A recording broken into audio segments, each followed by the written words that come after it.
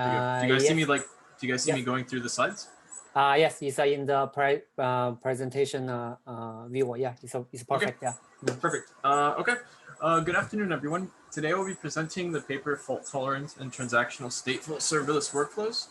Even though we have all just seen the presentation from the PhD student Haoran Zhang, I feel the need to give a quick introduction and present a few topics that were not shown in order to fully understand how Beldi, the library and runtime application that they developed, works. So serverless computing has become much more popular within the last few years with the emergence of different platforms such as AWS Lambda, Azure Functions, and Google Cloud Functions. Serverless computing is generally split into development and deployment. From a developmental aspect, serverless functions allow for modular design, quick iteration, and code reuse.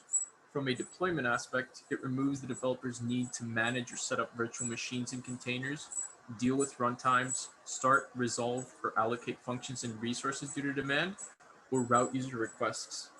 Instead, it simplifies the developer's job by allowing him to upload a Lambda function to the cloud provider. The cloud provider then sets up the virtual machines or containers, deploys the Lambda functions or user code, and scales the resources based on demand. The provider achieves this by spawning new workers, called a cold start, or reallocates existing workers, called a warm start, that have been freed up for every function invoked. In order to budget resources and limit the effects of bugs, these workers have a time limit that varies based on the provider. For AWS, these workers have a time limit of 15 minutes managed in 1-second increments. For Google Cloud, the workers have a time limit of 9 minutes managed in 1 millisecond increments. In the case of Azure, the workers have an unbounded time limit, but is managed in 1-second increments. One of the problems with serverless computing is the correct and efficient application of functions to meet the end-to-end applications. These serverless functions applied are classified as either stateless functions or stateful serverless functions, denoted as SSF. Stateless functions generally do not store data on a host or server, whereas stateful functions require some sort of storage to access a certain state. There are typically no problems in implementing stateless functions, but in the case of SSFs, such as with a data structure that will be modified to persist across all invocations, problems arise. Therefore, SSFs typically maintain a persistent state which is kept in a low latency NoSQL database, such as DynamoDB, Bigtable, and Cosmos DB. Therefore, these stateful serverless functions must be consistent so they do not fail when components fail, and isolated so they do not interact with other concurrent requests. This leads to one of three cases. The first case is that request routing is stateless. This means that using state machine replication tends to be difficult to implement since any follow-up message might be routed by one of the providers to a different SSF instance. The second case is that an SSF can be independent and have control over its own data. This leads to the problem that a component has to be developed and implemented to combine all the SSFs in order to meet the end-to-end functionality of an application. Finally, SSFs are generally used individually, but they can be combined to form workflows. These SSF workflows are directed graphs of functions that can become complex and include recursion and loop cycles that require the developer to define a consistent state for all transactions to avoid infinite loops and undefined behavior. This makes it important to create workflows that function seamlessly, such as in the case of step functions and driver functions. Both of these types of workflows are based on how an SSF defines and schedules other SSFs. In the case of step functions, different functions are defined based on their identifiers and their corresponding inputs and outputs. The step function schedules and combines these different functions and only needs a user to invoke the identifier to use the step function. In the case of a driver function, a single function is used to invoke all their functions, similar to the main function found in different programming languages. The workflow of both the step function and driver function can form graphs because these functions can perform asynchronous invocations or be multi-threaded. The complexity of these workflows stem from the fact that serverless functions were originally designed to be stateless. This meant that the state of the function would not persist across different function invocations. Instead, the data would persist and would be stored in a fault-tolerant database. These types of functions generally interact poorly with serverless platforms' ability to handle failures. If the function in the workflow crashes or the work idles, the provider simply leaves the workflow unfinished, restarts the function on a different worker, and corrupts the database state, violating application semantics. This led to serverless providers recommending developers to write SSFs that are idempotent to ensure that re-execution is safe. This forces developers to write code that deals with the low-level details of how these serverless providers respond to failure. For this reason, the authors of this paper developed Beldi. Beldi is a library and runtime system specifically meant to work with SSF workflows. The authors developed Beldi with several goals in mind. Beldi was designed to run on existing serverless cloud providers without the need to modify infrastructure or use servers. This allows developers to use any provider, as well as remove the developers' need to learn and code for low-level details on how these serverless providers respond to failures. Beldi was made to be written or used by any developer or cloud provider. Beldi is able to combine all these components such that the developer does not need to directly be in charge of concurrency control, fault tolerance, or SSF composition. Beldi functions using exactly one semantics for SSF workflows and offers synchronization primitives to prevent any concurrent clients from unsafely handling SSFs through the use of locks and transactions. This means that if the SSF crashes during execution and is consequently restarted by the provider any number of times, then the resulting state has to be equivalent to the state of the SSF that ran at the start, or it has to be equivalent to an SSF that only ran once. Beldi also supports SSFs that are developed and managed independently.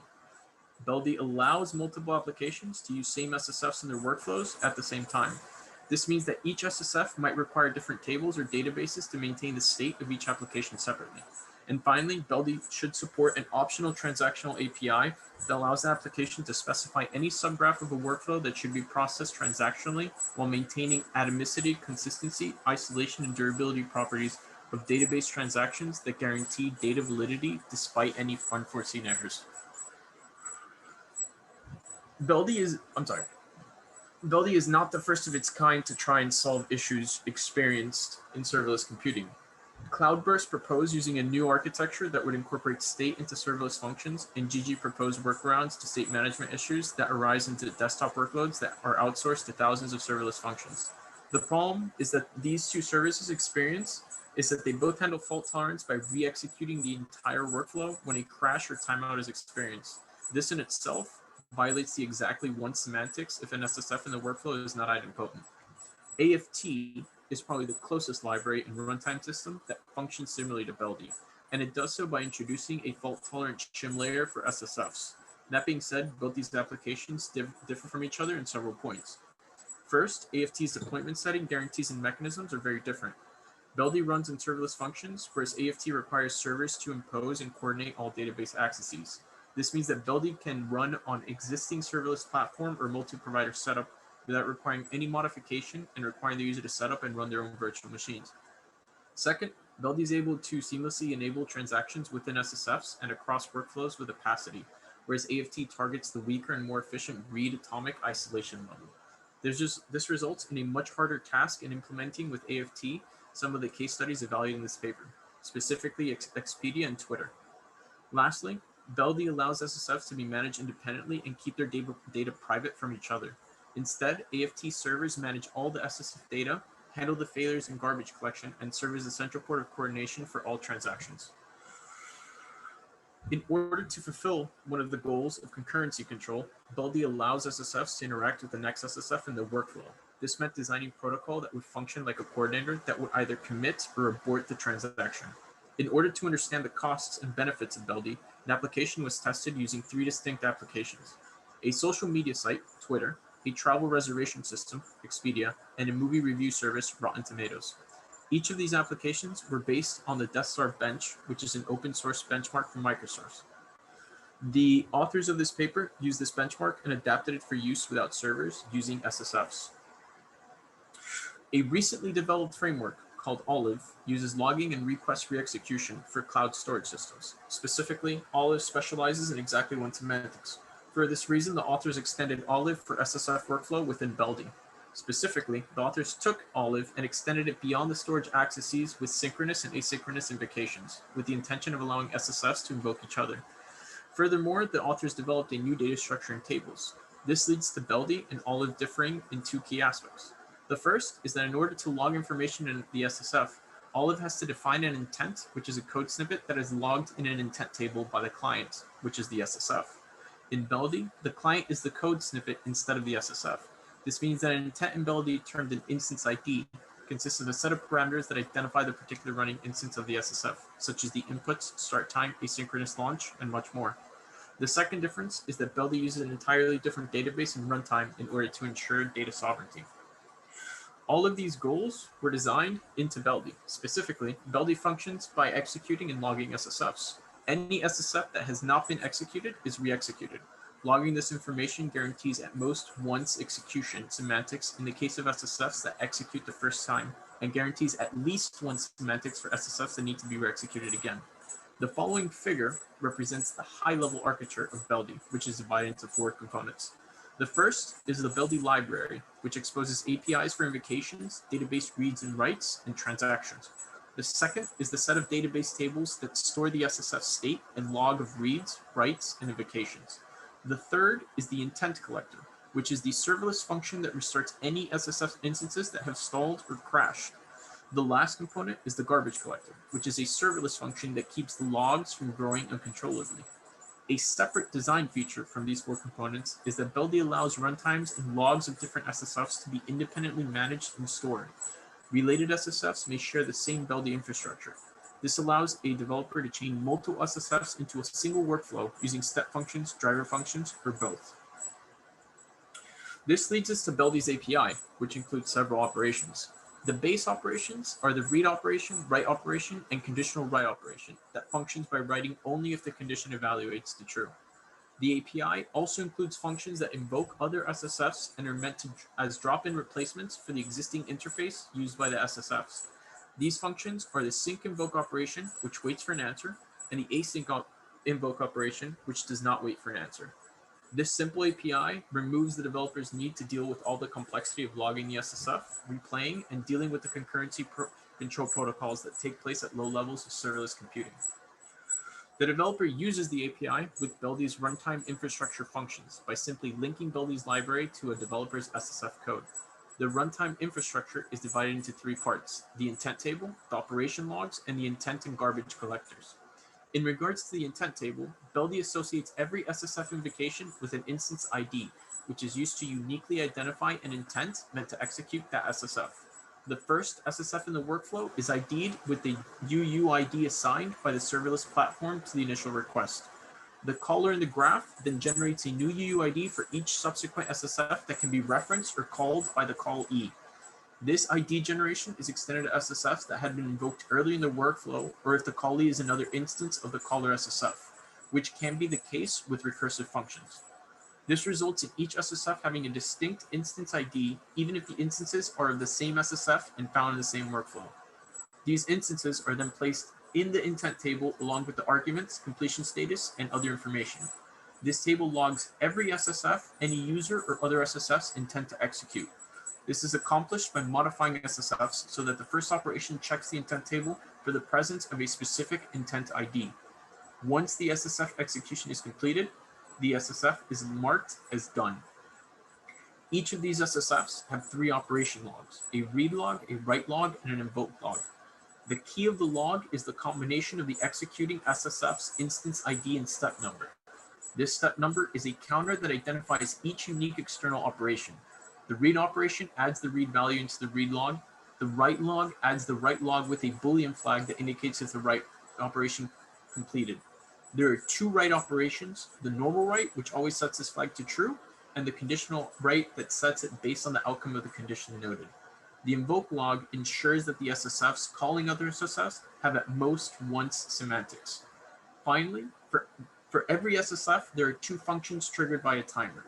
The first function is the intent collector, which scans the SSF's intent table for instances of an SSF that has not yet finished by checking the done flag. Any instance that is not finished is restarted by intent collector with its original instance ID and arguments. This process is safe even if the original instance is still running and has not crashed due to Beldi's use of logs to guarantee at most once semantics for each step of the SSF.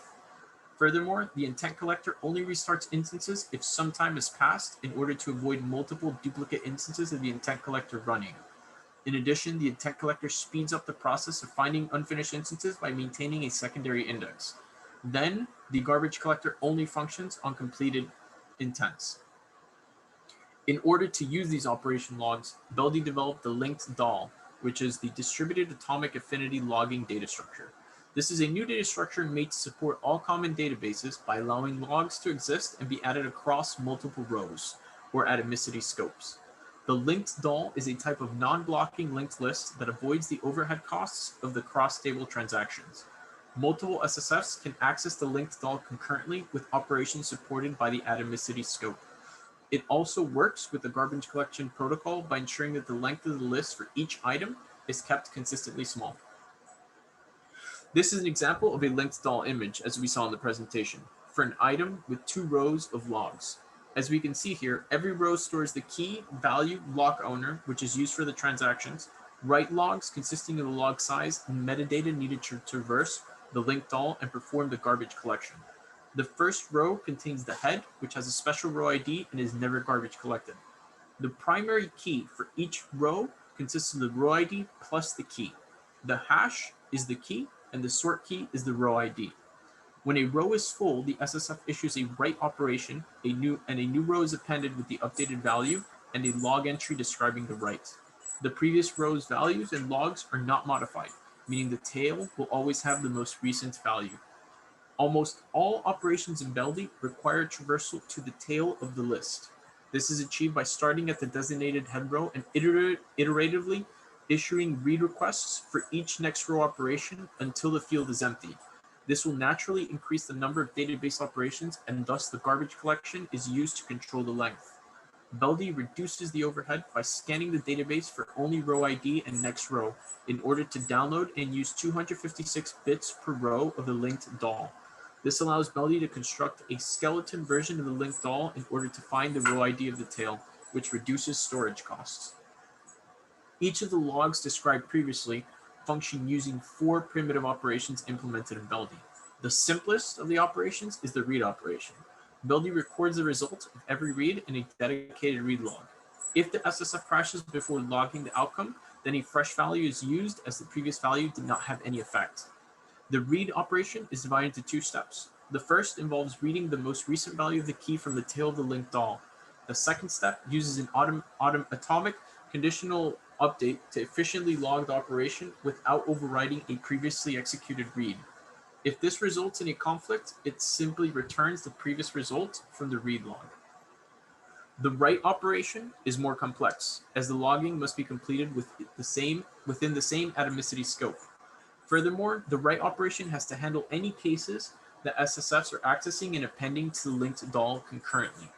The write operation achieves this by finding the tail of the linked DOL, checking if the write has been executed, and if not, log and update the tail, and then extend the linked list if the current tail is full.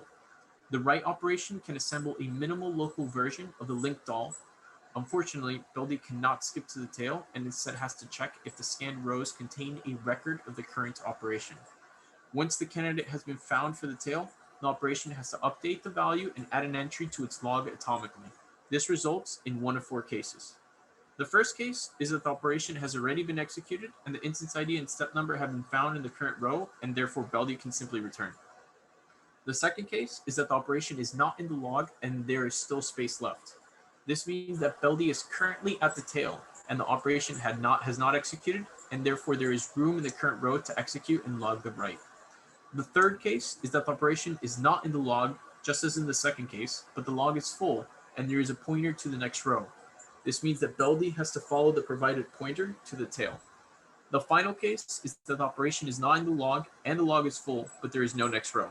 This means that Beldi has to append a new row to this row and continue onto this newly appended row. This led the authors to develop a lock-free algorithm, which handles all cases by examining the transitions induced by the current SSF accesses. This lock-free algorithm is shown here. As an example, if Beldi is currently in case B, where the operation is not in any log and there is still space left, meaning the log size is less than n, where n is the maximum number of log entries that can fit in a row when accounting for the size of the key, value, and other metadata, then a concurrent SSF can simply execute the current operation, which is A, or fill the remaining space in the log, leading to either case C or D. This led to the authors extending the write operation's lock-free algorithm and applying it to the conditional write, only executing if the user defined condition is met. The only difference between the write and the conditional operations is in the case where the operation has not previously executed and the current row still has remaining space in the log, which is case B. This leads to the case where either B is true or false. After Beldi checks this condition, it operates in the same manner as just described. The final Beldi operation is the invocation operation. There are three types of invocation operations. The first is a synchronous call, denoted as sync invoke, which functions to block and return a value. This type of invocation functions in two steps. The first involves the invocation itself, which is performed by the caller, and the second step involves recording the result via a second automatic invocation by the callee to some instance of the caller. An important note about this type of invocation is that having the first SSF invoke the second SSF, and then having that second SSF invoke the first SSF could result in two different SSF1 instances. This type of invocation is called a callback. And in order to deal with such a case, when the second instance of the caller receives the callback, it logs the result in its invoke log and then returns. This allows for the callee to safely mark its intent as done, and since the caller's invoke log will already contain the result. The second type of invocation function is the asynchronous call, denoted as async invoke, which returns immediately. This type of invocation is similar to that of the synchronous invocations just described, with the exception of having the two steps reversed. In the first step, the caller makes the raw SYN invoke call to the callee, but rather than execute the function, the callee registers the intent in its intent table, issues a callback, and returns to the caller. This second step involves the actual asynchronous invocation of the SSF2 logic. These first two types of function invocations guarantee exactly one semantics. The third type of invocation function does not use Beldi's API, which means it does not guarantee exactly one semantics. These type of invocation functions typically consist of legacy libraries and legacy SSFs. The last component to Beldi's runtime infrastructure is Beldi's garbage collector. Beldi uses garbage collection function in order to prevent the linked all from growing indefinitely. Even though Beldi uses scans to reduce the overhead of the linked all, it leads to significant overheads and storage costs. Thus, the garbage collector prunes logs by deleting old rows and log entries without blocking SSFs that are concurrently accessing the list. This ensures that the linked all is shallow. Interestingly, the garbage collector itself is an SSF that is triggered by a timer. The garbage collection functions by first finding intents that have completed since the last garbage collection instance ran, and then assigning them the current time as a finished timestamp. The garbage collection then scans intents that are old enough and marks them as recyclable. This old enough flag is based on the garbage collection only deleting logs of completed intents after waiting t time for all running instances of the completed intents. This t time is user defined, although the provider can stop running the function if it times out after an extended period of time. The garbage collection then removes log entries in the read and invoke logs that have been marked as recyclable. The garbage collection then disconnects the non-tail rows of any items linked all that contain empty logs, marks these rows as dangling, and assigns them the current time as a dangling timestamp. The garbage collection then removes all rows whose dangling timestamp are old enough. Finally, the garbage collection removes the log entries from the intent table. This SSF garbage collection is able to preserve Beldi's exactly one semantics without interrupting SSF instances because the intent is marked as recyclable only after Beldi ensures that no live SSF instances require the intent. This translates to the read log, invoke log, and intent table entries never being accessed again. In the case of the linked all, the garbage collector only disconnects the row when all of the logs are marked as recyclable and it is currently at the tail. Any new traversal of the linked all for read and write operations do not access this disconnected row. But just in case, in order to ensure that no SSFs or garbage collector instances are left stranded, Beldi keeps this disconnected row for an additional t time. The entirety of Beldi's runtime infrastructure just described functions with the use of locks and transactions. Beldi uses an approach adopted from Olive where locks are placed over data items owned by an intent instead of a specific client. This means if an SSF instant calls lock item and then crashes, the lock is not lost and held indefinitely. Instead, the intent collector restarts the instance. This instance will then arrive at the lock item and continue with the remaining operations as if the SSF had not crashed.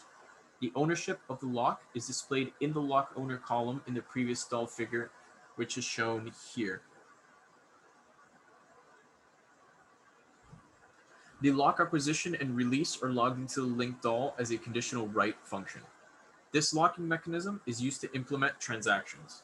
The transaction handling protocol occurs in three steps. The first is to create and forward the transaction context.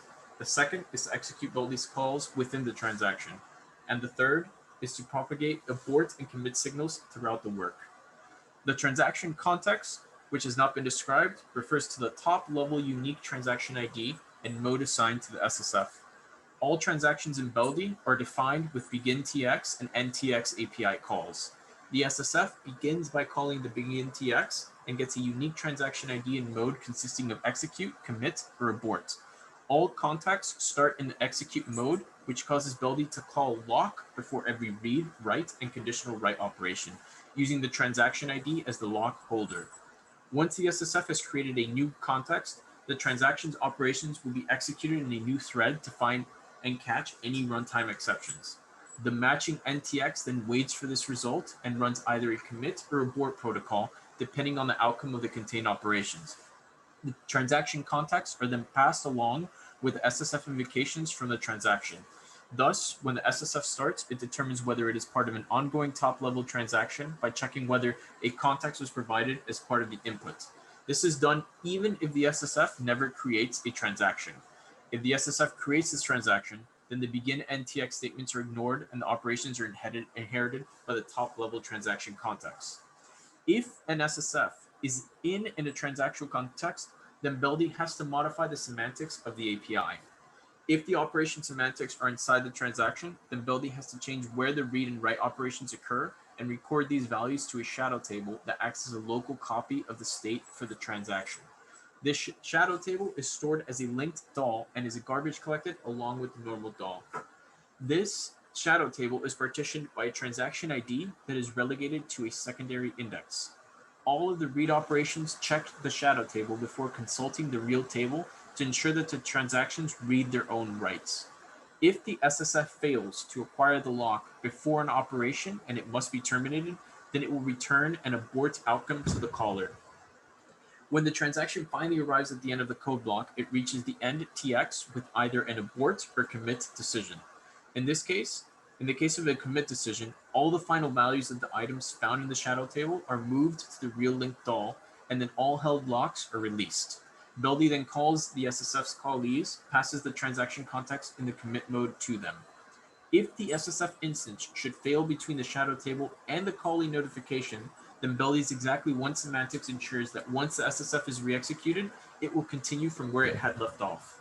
In the case of the abort, none of the values were written to the table. Therefore, Beldi just has to release all the locks and invoke all callees in abort mode. The only SSFs that were not defined here were those found in step functions. Beldi supports these types of SSFs, but they must be introduced using the begin and end API calls in their workflow in order to execute transactionally. Having defined how Beldi functions, it is now important to evaluate Beldi itself. Thus, the authors of this paper pose 3 questions to evaluate the costs and benefits of Beldi. The first, what is the cost of maintaining and accessing the linked DAL, and how does it compare to applicable baselines? The second, what are the latency and throughput of representative applications running on Beldi, and how does Beldi compare to existing serverless platforms that provide neither exactly one semantics nor transactional support? And the third, what effect does Beldi's garbage collector have on linked DAL traversal, and how does it change as we adjust the timeout? In order to answer these questions, Beldi implementation and experimental setup were provided by the authors as a foundation. Beldi was implemented using 1,823 lines of Go for the API library, intent, and garbage collectors. As stated before, Beldi was implemented to work with 3 case studies, which are Rotten Tomatoes, Expedia, and Twitter. These applications were adapted and extended using Death Star Bench. It took around 200 hours to port this over and resulted in a combined 4,730 lines of Go. All of the experiments for Beldi were performed using no servers and on AWS Lambda, with Lambdas being configured to use 1 GB of memory. DynamoDB was used for all of Beldi's read and scan operations due to its strong read consistency. All of the automatic Lambda restarts provided by AWS were removed, and Beldi's intent collectors were placed in charge of restarting the failed Lambdas. The garbage and intent collectors were triggered by a timer every minute, which is the highest resolution supported by AWS. It is noted that AWS has a limit of 1,000 concurrent Lambdas per account, which was the bottleneck in both the baseline and Beldi results that will be shown. The baseline for the experiments ran the ported applications on AWS Lambda without Beldi's library and runtime. This meant that the application did not use exactly one semantics or support transactions. This resulted in inconsistent results for Expedia case study. Furthermore, all three applications increased the chance of corrupting the state of the functions in the presence of crashes. Therefore, the latency costs were measured on the baseline Beldi and on the cross-table transactions. Each of the primitive operations, read, write, and conditional, and the other operations, which were the invoke, were 1 byte and the values were 16 bytes. The median and 99th percentile completion time were measured over a period of 10 minutes at 1 request per second for both the baseline and Beldi. Since Beldi's database operation depends on the length of the linked DAL, the linked DAL of the chosen key was populated with 20 rows. This is equal to the length of a linked DAL that has been running for 30 minutes without garbage collection. The following figure demonstrates the median latency of the primitive operations. The read and write operations exhibit a larger overhead for Beldi when compared to the baseline. This is due to the need to scan the linked DAL and log information. This overhead is not as noticeable for the cross-table transactions using Beldi because the read operation only avoids the scan, not the logging. In the case of the write and the conditional write operations, the overhead for the cross-table transactions was much higher when compared to both Beldi and the baseline due to the write operation performing an atomic transaction where the value is written to one table and the log entry is added to another.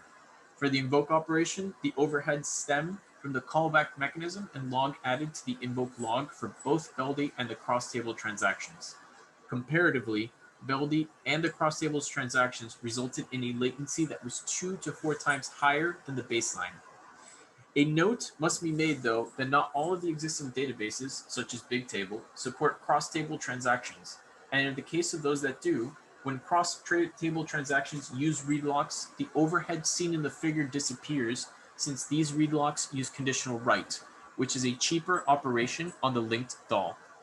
The next cost measured involved analyzing the storage for both the baseline and Beldi. No figures for this were provided. The 20-row linked DAL the 20-row linked DAL setup for Beldi occupied 8 megabytes of space.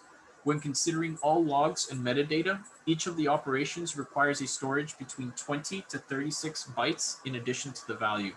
The scan and projection approach used to traverse Beldi's linked DAL results in each scan fetching 2 kilobytes more data than the baseline read to a single cell when measured at the network layer. Beldi's higher storage in comparison to the baseline are due to the read operation's use of 1 extra scan and write, the unconditional scan's use of a single minimum scan, and the invocation operation's use of 1 read and 2 writes. This results in Beldi costing $0.0000025 more per read operation and $0.000000125 more per write operation. This was measured using Dynamo's DB on-demand mode. Having defined Beldi's primitive costs, the author sought to understand Beldi's performance on the applications. Each of these workloads were adapted from Desktop Bench to support selections made on Expedia. The transactions that were used to reserve the hotel and flight randomly out of 100 choices resulted in normal distribution. A load was issued at constant rate for 5 minutes, starting at 100 requests per second and increased by 100 requests per second. Although the presentation by Haoran Zhang indicated that the saturation occurred around 700 requests per second, with the figures presented only recording up to this load, the paper indicates that the actual value was closer to 800 requests per second. Regardless, the bottleneck for all the cases was the compute. AWS enforced the limit of 1,000 concurrent lambdas per account, even if the lambdas are used for different functions, and HTTP gateway or some other internal scheduler rejected requests exceeding this limit. The following figures display the results. The figure on the left corresponds to Rotten Tomatoes, and the figure on the right corresponds to Expedia. Until around 400 requests per second, Beldi's median and 99th percentile response was 2 times higher when compared to the baseline. At highest possible loads, Beldi still achieved the same throughput as the baseline with a slightly higher median response time. This was around 3.3 times higher in the case of Expedia. At this high load, Beldi's 99th percentile latency was only 20% higher for Rotten Tomatoes and 80% higher for Expedia. Expedia was taken and also tested at the highest loads using Beldi for fault tolerance without transactions. This resulted in a median latency that was 60% lower when compared to Beldi with transactions, and a 99% latency that was 20% lower when compared to Beldi with transactions. The last evaluation involved the garbage collector timeout on performance. This is not the 1 minute highest resolution timer set on the garbage collector from AWS described earlier, and instead the timeout is proportional to the maximum lifetime of SSF and determines when a garbage collector can remove a row from the linked DAL. The results of this evaluation are shown here. This figure demonstrates the median response time for an SSF that uses one write operation under different garbage collection configurations. Without the garbage collector, the linked DAL would simply grow forever. As a result, it can be seen that the median response times for the SSFs that access the linked DAL are lightly impacted by the choice of T, even after running the system for an extended period of time. Thus, even though T is a minor impact on performance, it has a larger impact on storage overhead and I/O, since the read and write operations still fetch a projection of the linked DAL, which scales with the number of rows. In conclusion, Beldi gives developers the tools to build transactional and fault-tolerant SSF workflows using existing serverless platforms without the need to modify them. This is due to the novel refinements made to an existing log-based approach to fault tolerance adapted and extended from Olive, in addition to the development of a new data structure and set of algorithms intended to run on this data structure. Furthermore, Beldi is able to support invocations of other SSFs with a novel callback mechanism, as well as implement a collaborative distributed transaction protocol. All these features allow Beldi to apply fault tolerance to NoSQL databases and extend it to SSF workflows at low cost with minimum effort for any developer or provider. For anyone interested, the code is available at this website. Thank you very much. And